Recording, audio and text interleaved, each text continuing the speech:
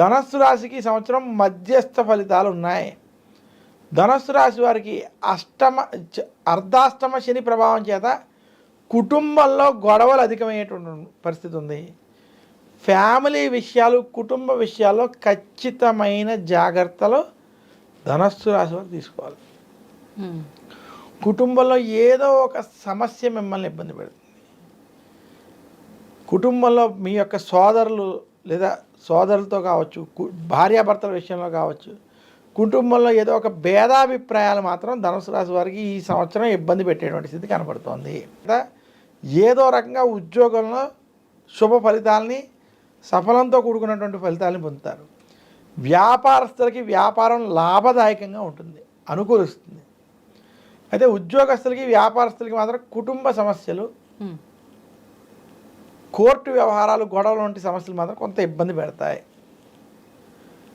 ఇంకా ధనస్సు రాశికి స్త్రీలకి ఈ సంవత్సరం మధ్యస్థ సమయం, గొడవలకి రాజకీయాలకి దూరంగా ఉండాలి. ధనుసు రాశి విద్యార్థులకి ఈ సంవత్సరం మధ్యస్థ నుండి అనుకూల ఫలితాలు ఉన్నాయి. మొత్తం మీద ధనుసు రాశి వారికి ఈ సంవత్సరం మధ్యస్థ ఫలితాలు అధికంగా ఉన్నాయని సూచిస్తూ, మీరు మరింత శుభ ఫలితాలు పొందాలంటే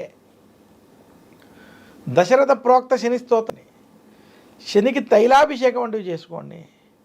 మందపల్లి, తిరునల్లార్, శని సింగాపూర్ వంటి శనికి సంబంధించినటువంటి క్షేత్రాలని దర్శించండి.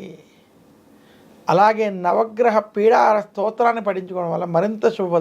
ఆఖరణ అసలు ద్వాదశ రాశుల్లో ప్రత్యేకించి కొన్ని రాశులు బాగున్నాయి, కొన్ని రాశుల పైన ఈ ప్రభావం ఉంది అని చెప్పుకోవాలనంటే ఎటువంటి రాశులు? మనకి శ్రీ విశ్వావసునామ సంవత్సరంలో ఈ 12 రాశుల్లో అద్భుతంగా ఉన్నటువంటి ఏమైనా రాశులు అంటే ఈ సంవత్సరం వృషభ రాశి, తులారాశి, కన్యా రాశి, 3 రాశులకి ఈ సంవత్సరం అద్భుతంగా ఉంది, కలిసి వస్తుంది. ఓకే.